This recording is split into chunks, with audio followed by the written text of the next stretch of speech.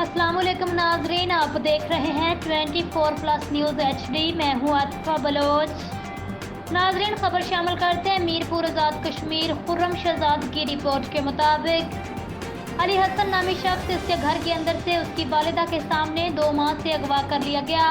अली हसन की वालिदा मिन्नत समाजत करती रही, क्यों मेरे बेटे को अगवा कर रहे हो। इन्होंने कहा, अली हसन के कज़न आसफ ने हमारे पैसे देने हैं, वो आप पैसे दे जाना, अपने बेटे को ले जाना। मेरा नाम रियाज बसियाल है, मैं गोजरा का रहने वाला हूँ। सिर्फ ये कहकर 4 से 5 लोगों ने अली हसन को अगवा करके गाड़ी में डालकर ले गए। आज 2 माह हो गए, अली हसन को नहीं छोड़ रहे।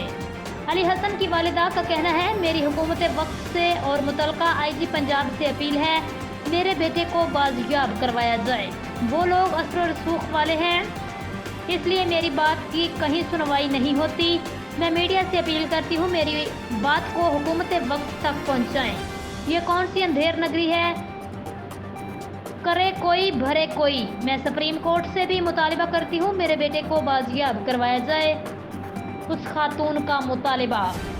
अब तक के लिए इतना ही। मज़ीद खबरों के लिए आप देखते रहिए 24+ न्यूज़ HD।